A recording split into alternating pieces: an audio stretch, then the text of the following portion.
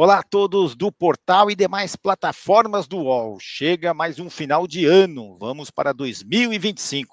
E toda vez que chega um final de ano, quem gosta de correr, quem é esportista, gosta de corrida, lembra de, lógico, da corrida de rua, a mais tradicional do Brasil, de São Silvestre, a corrida de São Silvestre no dia 31 de dezembro.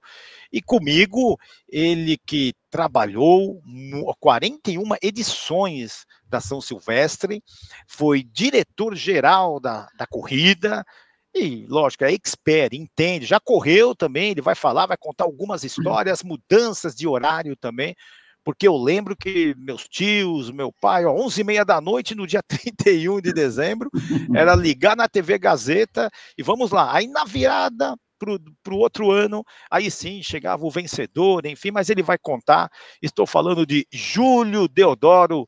Tudo bem com você, Júlio? Um prazer tê-lo aqui no canal e nas demais plataformas do UOL. O prazer é meu, uma alegria imensa falar com você e falar da São Silvestre, né? A prova mais querida do atletismo brasileiro. Eu comecei na São Silvestre correndo em 1963. Até foi um desafio com os atletas do Espéria, onde eu também participava, mas eu corria 100, 200, 400 e 1.500 metros, e os 800, lógico. Então, os fundistas desafiaram a gente, os corredores de velocidade, a se classificar para São Silvestre.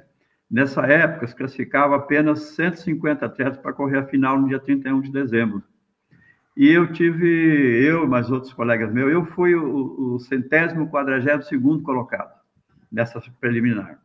E em dezembro, lógico, né, eu cheguei ali entre os 200, não lembro a colocação, que foi em 1963, e daí eu continuei correndo o São Silvestre até 1974, quando eu tive uma ruptura de tendão de Aquiles e parei de correr. Assim, eu participava da São Silvestre, mas caminhando, corria 1 quilômetro, descansava caminhando e tal, mas a São Silvestre sempre esteve na minha vida. E em 1978, eu me formei em jornalismo, em dezembro. Em fevereiro, eu fui procurar um estágio e a Gazeta me convidou para fazer esse estágio. E fiquei lá de fevereiro até junho. Em julho, eu viajei. Aí me telefonaram para me oferecer a oportunidade de fazer a coluna que era do inglês, um jornalista famoso, antigo, que escrevia a coluna Track and Field. E juntamente com Andrade Marques, que era o organizador da corrida de São Silvestre, eu fui fazer a primeira São Silvestre em 79, juntamente com ele. Em 1980, eu já era, em 79, eu passei a ser funcionário da Gazeta Esportiva, fiz a São Silvestre de 79, e em 1980 eu assumi totalmente a corrida de São Silvestre. E foi uma coisa assim maravilhosa, porque eu aprendi a organizar eventos, corridas e outros esportes, fazendo a corrida de São Silvestre. A prova, como você disse, que era realizada à noite, ela aconteceu até 1978. Aliás, a São Silvestre, até 1978, se classificavam apenas 150 nos preliminares, os campeões dos estados, e juntamente com os convidados do exterior, dava um total no máximo de 500 atletas que corriam à noite. Por quê? Porque era uma tradição essa prova. Desde da sua primeira, em 1925, só corriam os atletas de elite. Atendendo a pedido da população, do povo que queria correr também dia 31, em 79 ela foi aberta ao público. Dos 480, 500 atletas que nós tínhamos em 78, em 79 nós tivemos 2.800 inscritos.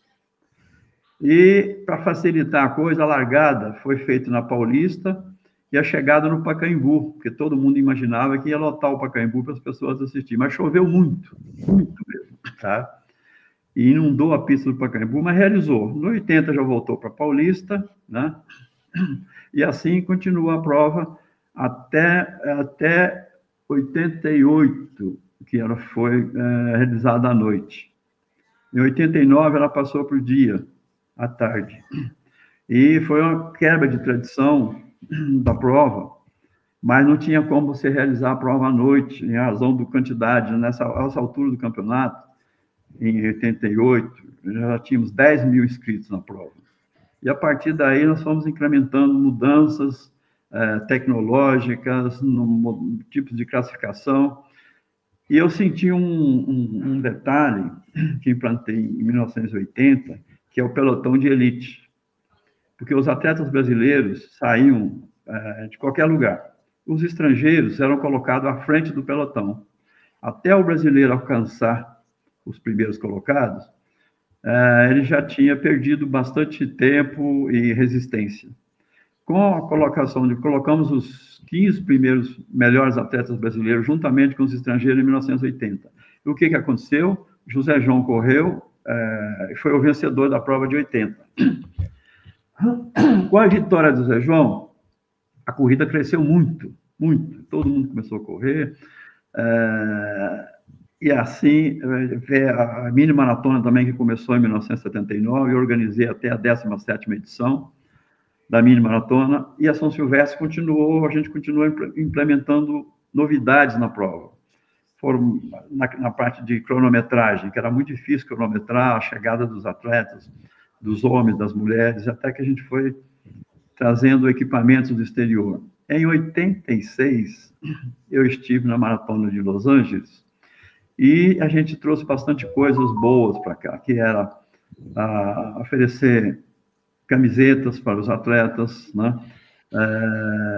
Um tipo de classificação com um cronômetro que chamava AccuTrack, né?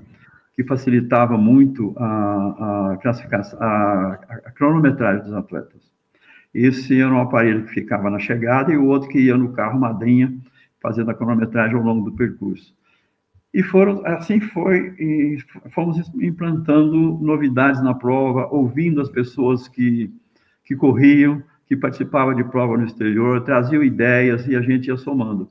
Os atletas veteranos foram, logo que eu assumi em 1980, foram conversar comigo da Associação dos Atletas Veteranos de São Paulo, que gostaria de ter uma classificação à parte, em razão de ser veterano e não ter condições de competir com os atletas de elite.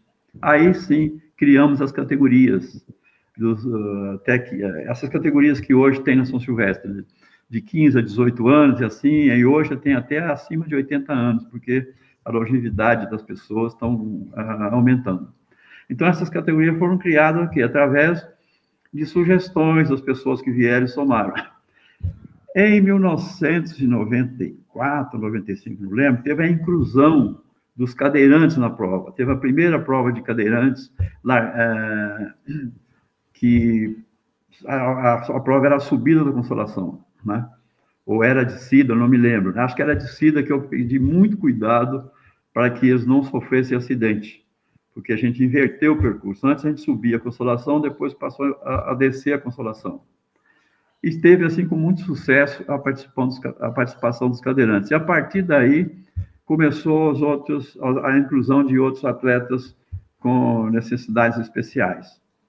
Então, esse é um pouco da história que eu participei ao longo da São Silvestre. Em 94, para atender aqueles jovens até 15 anos que não poderiam participar na prova, só acima de 16 anos, porque a prova tinha mais de 5 quilômetros, criamos a São Silvestrinha, em 94. E hoje ela está completando, acho que 31 anos, parece, de edição.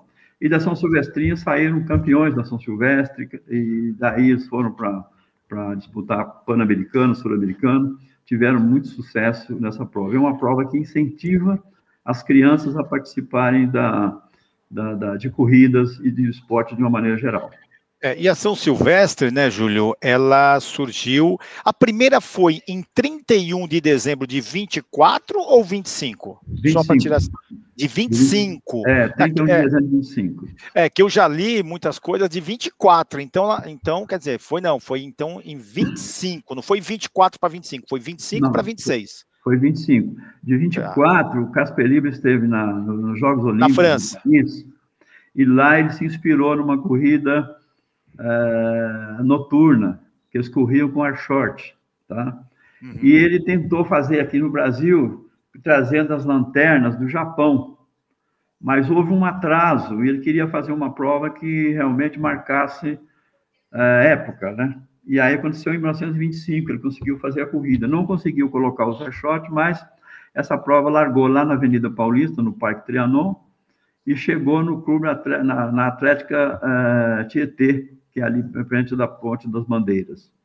Foram 4 ou 5 edições ali, e ela teve várias mudanças de percurso, né? Posteriormente, ela passou a largar em frente ao prédio da Gazeta, na Avenida Casper Libero, já teve largada ali próximo ao viaduto 9 de Julho, e hoje, depois ela acabou se fixando, mesmo saindo da Paulista e voltando, chegando na Paulista. Lógico que eu peguei uma prova em 79, com 400 e poucos atletas, em 80 já teve 2.800. Quando eu entreguei a prova em 2019, ela estava com 35 mil atletas inscritos, né? E hoje ela já superou esse número, deve estar com 37.500, mas é a prova que é carismática e que todo atleta que gosta do atletismo precisa e participa efetivamente da Corrida de São Silvestre, encerrando uma temporada esportiva e começando a outra, né, com bastante entusiasmo. Em relação a números, né, como você contou um pouco da história, lá com 150, foi aumentando, 400, enfim. O ano passado foram 12.811 mulheres inscritas e 21.553 homens. Então, se você somar aí, dá 34 mil, né, 35 mil inscritos da corrida de São Silvestre. Você coloca que 1980 para frente, que foi aquela arrancada mais, inclusive, da vitória brasileira do brasileiro José João, isso. Você coloca como essa foi a arrancada, é isso? Essa foi uma grande arrancada, mas ela teve posteriormente o João da Mata em 83 e o José João novamente em 85. Mas antes disso, na década de 60, o Kennedy Cooper trouxe dos Estados Unidos aquele teste de Cooper, que era você correr quantos quilômetros você correria em 12 minutos. Isso também virou uma coqueluche, ele incentivou isso no Rio de Janeiro, São Paulo. Inclusive, nós participamos juntos da Maratona de Santos, o Kennedy Cooper, a esposa dele, veio o pastor Bill do Rio de Janeiro, que era que traduzia a conversa dele, que ele falava só inglês, né? Em que ano que foi, Júlio? Em que ano foi? Foi em 1966, por aí, né? Porque o Cláudio Coutinho, falecido, e que preparou a seleção brasileira para 70. Isso, tá? Perfeito. Foi muito fazendo esses testes o teste de Cooper. Posteriormente, os técnicos do atletismo começaram a dizer, inicialmente o atleta ia competir, queria participar do atletismo. Primeira coisa, fazia um teste de Cooper. Corria 12 minutos, quantos quilômetros ele corria em 12 minutos, né? Eu já fui atleta desde 63, eu fiz acho que 2,6 km ou 2,800 nos 12 minutos, entendeu? Eu era um velocista, né? Mas de qualquer forma foi um tempo muito bom.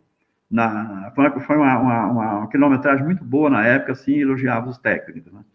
Posteriormente, lógico que com a vitória do Zé João, o que aconteceu? Um clima, aí veio a TV Gazeta que transmitia a prova, a Globo se interessou pela prova, com a transmissão do Zé João. Ela não transmitia tudo ao vivo, transmitia alguns trechos da prova. Com o Osmar Santos, né, que transmitiu a corrida em 85, 83 a vitória de João da Mata, que o Zé João tinha sido operado do tendão. Com a vitória do Zé João, vitória de João da Mata e o Zé João ganhando de novo em 85, aí sim, a corrida cresceu muito, tá? Cresceu tanto que, na mini maratona, que era uma grande seletiva da prova, que acontecia dia 7 de setembro, nós chegamos a ter 12 mil inscritos, né? E que a mini maratona começou em 79. Nós fizemos, ela saía da Paulista, voltava lá para o Jabaquara e voltava e chegava no prédio da Gazeta, no Paulista. Então, assim, aí nós tivemos que abrir mais espaço na São Silvestre para que chegou um momento que eu falei assim, não, agora nós vamos precisar cobrar uma taxa. Todas as corridas no mundo, né? Que eu estive em 86, e a partir de 87 nós começamos a cobrar uma taxa. Antes, essa taxa era uma camiseta, né? Ele pagava, na verdade, ele comprava uma camiseta por R$5 na época, 5 cruzeiros, qualquer coisa assim, era uma moeda diferente. Com o crescimento, nós fizemos primeiro, todos os atletas receberiam uma camiseta. Isso foi feita a entrega ali no Hotel São Rafael, no Lago do Arocho, cara, do dia 26 ao dia 31, tinha filas quilométricas. Eu chegava lá às 6 horas da manhã, dava dor de barriga, ficava doido, porque você tinha que atender todo mundo. E a fornecedora da camiseta só conseguia entregar para a gente. Tinha um plano danado aí, que era, todo mundo comprou tudo, sabe? Deu um boom, assim, que todo mundo comprava tudo, só faltou tecido. Eles entregavam 2.000 camisetas por dia. Dia 26, 27, 28, 29 e 30. As 10.000 camisetas foram completadas no dia 31. Mas, graças a Deus, todos receberam a sua camiseta, e de vez em quando eu vejo alguém com essa camiseta, daquela época ainda, sabe? Então, a São Silvestre, ela se tornou internacional a partir de que ano? Ela tornou internacional a partir de 1952. Ah, em 52. Deixa eu só relembrar aqui, mas foi em 1947, 47. Com a vitória do Oscar Moreira, do Uruguai. Tá. Aí ela ficou internacional. A última vitória brasileira foi em 45, 46, com Sebastião Alves Monteiro. Aí o Brasil só voltou a ganhar a prova de 47, só voltou a ganhar a prova com o Zé João, em 1980, 34 anos depois. E aí, onde que entra a Globo? A Globo começou a transmitir em 85, 83? Não, 82 ela começou a transmitir. Transmitir já. Com a vitória do Zé João em 80, ela transmitiu uma coisa, e o sucesso foi muito grande, né? Sim, eu lembro, verdade. Foi um sucesso no lugar. O problema era transmitir a prova à noite, sabe? Já tinha pontos que não dava para a imagem, não era legal. Então, transmitia-se a largada, alguns trechos que ela colocava um holofote no trecho da prova, e transmitia a chegada. E aí a coisa foi acontecendo, depois foi melhorando, né? Até que 88, que eles falaram assim, não, foi a Globo que exigiu a prova durante o dia. Não foi a Globo que exigiu a prova durante o dia. Eu, da organização, como diretor-geral da prova, senti necessidade que a prova não tinha mais condições de realizar à noite. Por quê? Porque não tinha como você cronometrar 10.000 corredores à noite. Nós já tínhamos condições de cronometrar, de fazer essa cronometragem. Sim. Né? Com o advento do MIT Internacional em 85, com o Vitor Malzone, o então saudoso Vitor Malzone, ele trouxe equipamentos modernos, nós viajamos, e a São Silvestre passou a ter esse apoio tecnológico muito importante. Tivemos que fazer a prova à noite, né? Até que a gente teve um período que nós tivemos que separar a prova feminina da masculina, porque a prova feminina começou em 75, no Ano Internacional da Mulher. Aí chegou um momento que os homens estavam assediando as mulheres, porque não tinha sossego para correr. Aí nós passamos a prova feminina para as 9 horas da noite, ou às 19 horas, qualquer coisa assim. E a masculina saía 15 para meia-noite, tá? Ou 20 para meia-noite, para chegar aquela tradição. Começou num ano e terminou nos primeiros minutos do ano seguinte. A gente programava a prova para chegar no primeiro minuto, segundo minuto do ano seguinte, que é para a gente manter essa tradição, né? E, Júlia, ela começou com 8K e 800 metros, é isso? Isso, ela chegou a ter 6K e 800 metros, chegou a 7K e 400 metros, 8K e 800, 9K e 300, mais ou menos, essas coisas assim. Por quê? Porque a gente não tinha um sistema bom de aferição. E quando você ia fazer a prova, às vezes tinha uma rua que estava em obras. Você tinha que mudar, chegar a largada no meio do percurso, desviar, mudar para o outro lado. Até que, em 88, a gente sentiu que a prova tinha que ser realmente profissional. Em 89, fizemos 15 quilômetros. Ela chegou a ter 12 quilômetros de 300 metros, 12 quilômetros de 800 metros. Aí estabelecemos 15K, tá? Eu gostaria que fosse, até tinha sugerido que ela poderia ter sido 10 milhas, 16K e mais 95, né, 195 metros, né?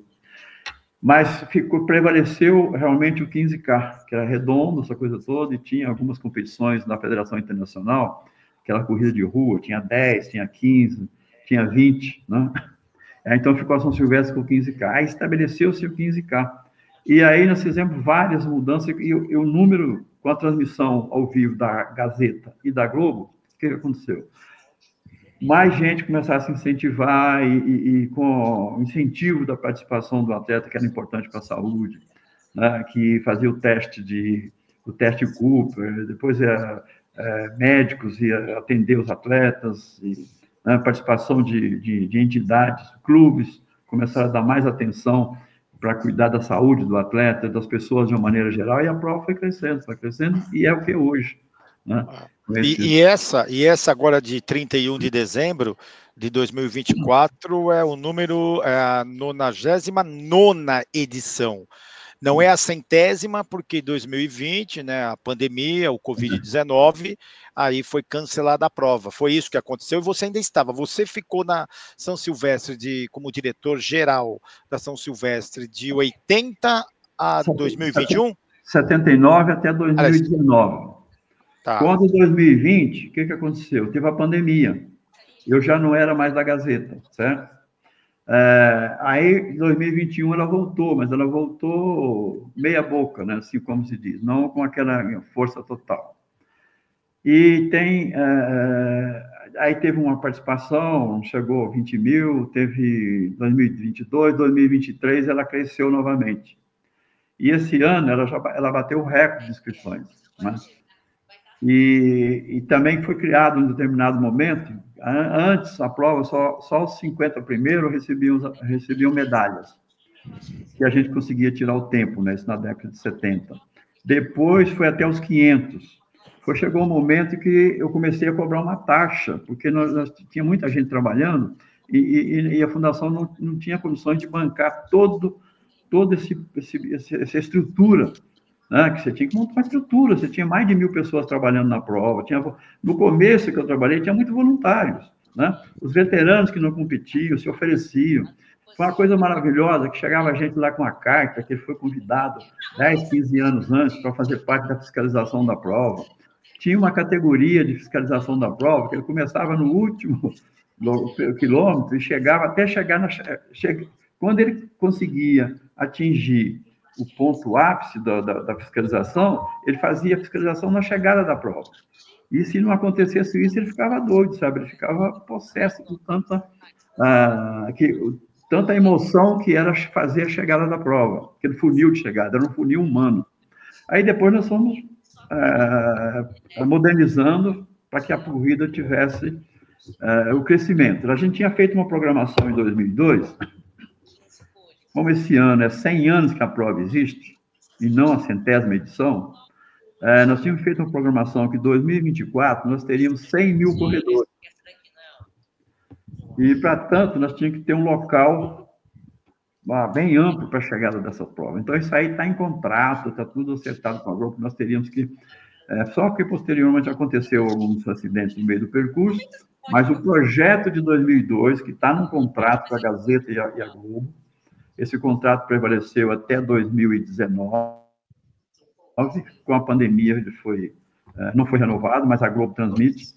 Era para a gente chegar aqui esse ano, ter 100 mil corredores. Eu tinha certeza absoluta que nós chegaríamos nisso. Tá? Se não fosse a pandemia, com certeza, hoje a Fundação teria mais de 50 mil corredores inscritos na prova. Tá? Mas a estrutura para fazer isso é uma estrutura muito grande, tanto da Polícia Militar, da Superintendência da CET, do apoio das subprefeituras, da Prefeitura, e da organização da prova, que para você fazer uma prova como essa de 30 e poucos mil corredores, 37 mil, você precisa de mais de 1.000 fiscais ao longo do percurso, porque tem aqueles que são os pipoca, né, que não querem fazer essa inscrição oficial, e entram no meio da prova, quer dizer, ele não sabe, ele não tem a mínima noção de que ele está invadindo uma competição oficial que paga pelo uso do espaço público e que tem um custo muito alto na organização da prova. O custo dela não é barato, é muito alto, porque você tem que confeccionar lá 30 e tantas mil camisetas, 30 e tantos mil lãs, 30 e tantos mil chips, Tudo multiplicado por 30 e tantos mil. Tem 37 mil, você multiplica tudo que você vai fazendo na prova, o copos d'água. Para cada atleta, por exemplo, ela tem, normalmente a fundação precisa de 700 e tantos mil copos d'água para ser distribuído nos 5 postos da prova, 5 postos de abastecimento. Mais o lanche que se entrega no final da prova, sabe, com isotônicos, frutas, quer dizer, medalhas, camisetas. Movimenta-se muitas coisas, né? Muita coisa muitos detalhes. Tá? Muitos detalhes. Você, Júlio, você está com 80 anos, não é isso? 80. 80. Metade da sua vida é São Silvestre, 41 edições. Caramba! E como que é depois desses 5 anos que você saiu, né, como diretor da São Silvestre, como que é você do lado de fora? Olha, no começo é muito ruim, sabe? Você toma um choque, porque eu tinha planejado sair em 2024, tá? Entregar a 100ª edição da prova em 2024 e tal, e dizer, gente, obrigado, estou indo, fui.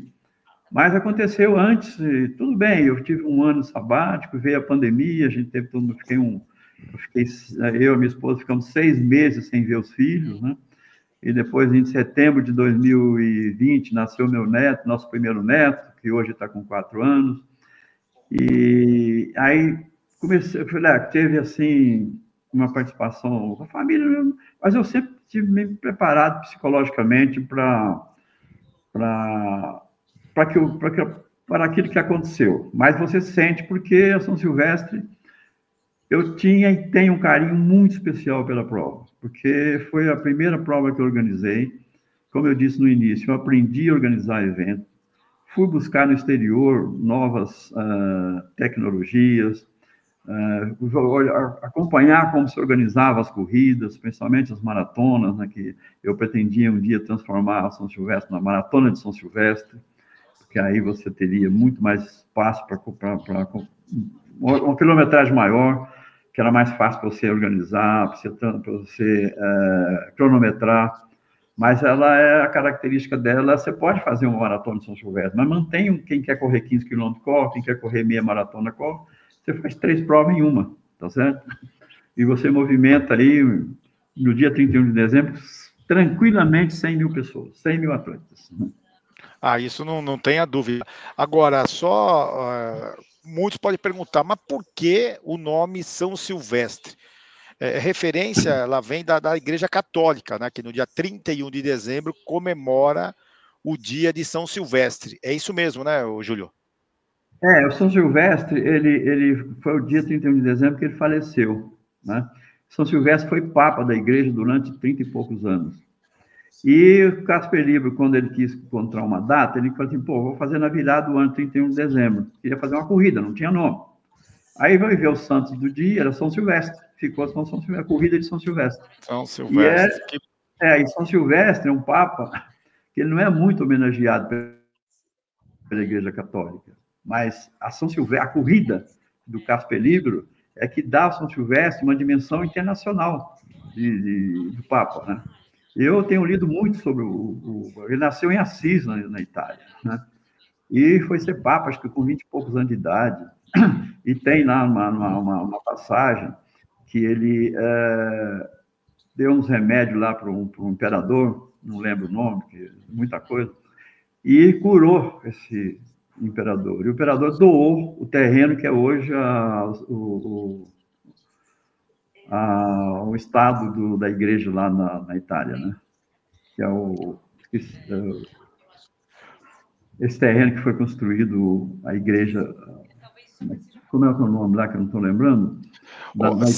Então, São Silvestre, o Papa São Silvestre, ele foi um Papa, não é isso? Foi Papa. Vamos dizer assim, nos dias atuais ele é muito mais reconhecido por causa da corrida internacional de São Silvestre, é por aí? Exatamente, porque a São Silvestre, você pode ter uma ideia, por exemplo, na Espanha, em Portugal, em Moçambique, na África de uma maneira geral, no mês de dezembro, entre o dia 20 e o dia 31, se organiza várias corridas que levam o nome de São Silvestre.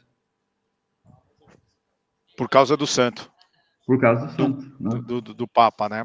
Tá. Agora, nessa sua experiência vasta que você tem de São Silvestre, conta uma história aí, um ex-jogador de futebol, um ator, alguém que vou correr, aí acabou passando mal. Estou dando um exemplo aqui, tá? Só para ver se você lembra de...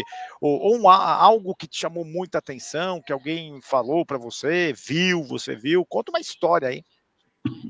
Não, jogador, vários que eu lembro, correram, começaram e terminaram sem nenhum problema, né? Mas o que eu me lembro, que marcou muito, e até hoje eu lembro disso, eu e o João Roberto, que hoje é um professor de educação física, nós somos atletas juntos, né? Até falava que nós éramos irmãos pela aparência e pelo nome, nós dois tínhamos Souza no nome, né?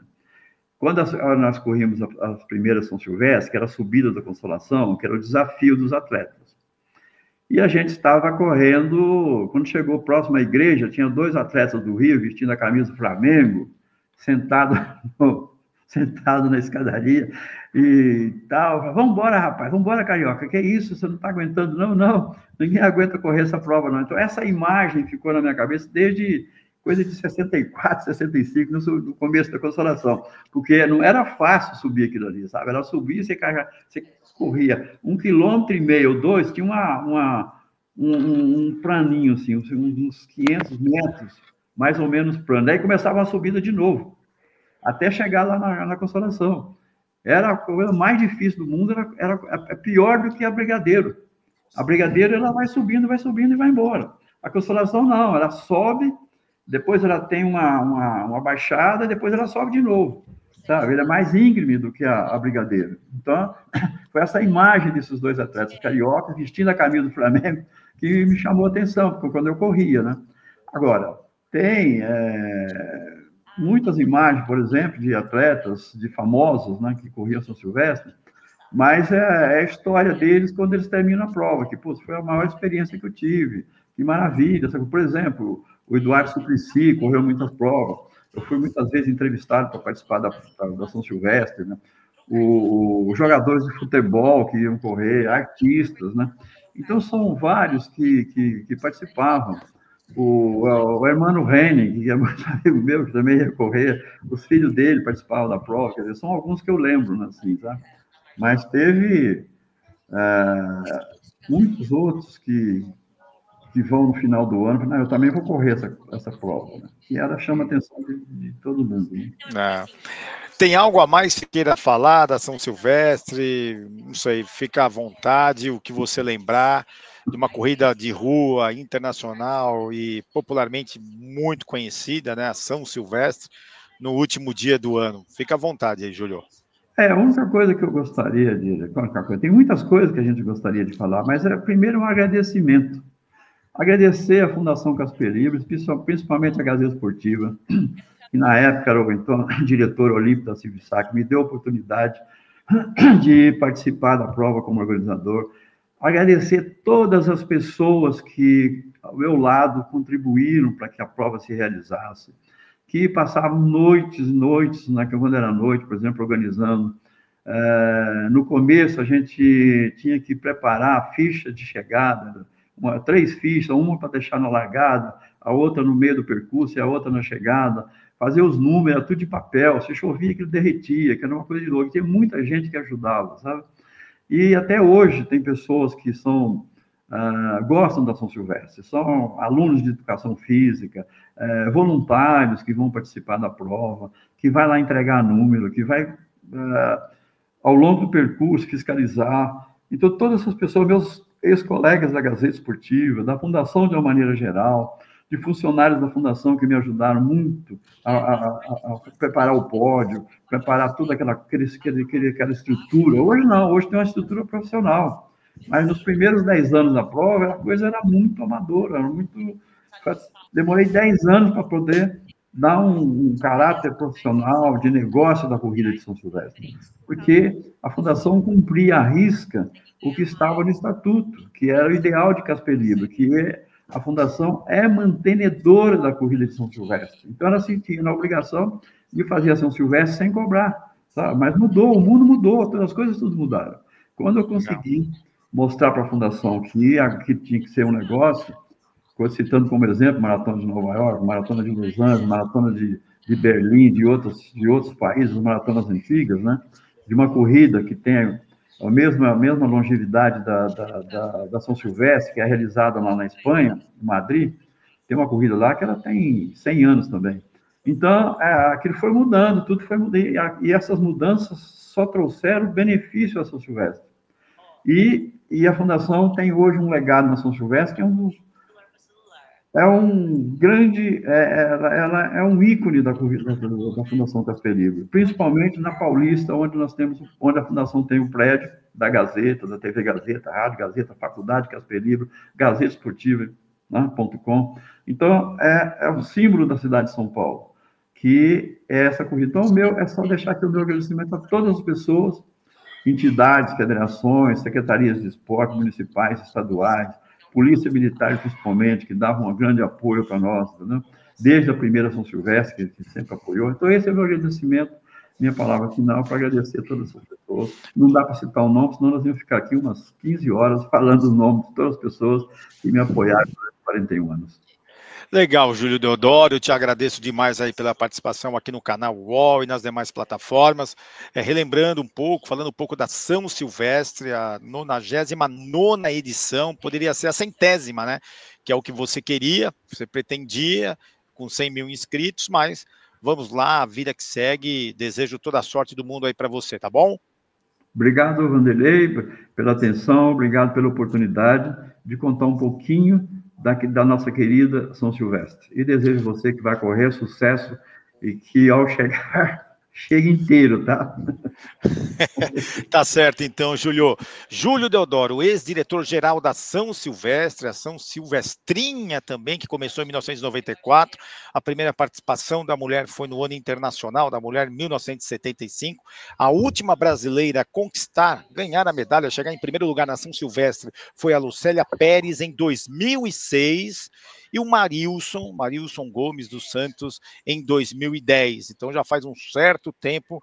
E os quenianos, as quenianas, correm de braços leves, pernas leves, então conseguem desenvolver aí um trabalho que os brasileiros precisam demais correr atrás dos quenianos. Então, um abraço a todos que nos viram, ouviram e gostaram dessa entrevista aqui com Júlio Deodoro, ex-diretor-geral da São Silvestre. Então, até a próxima entrevista. Obrigado. Uau!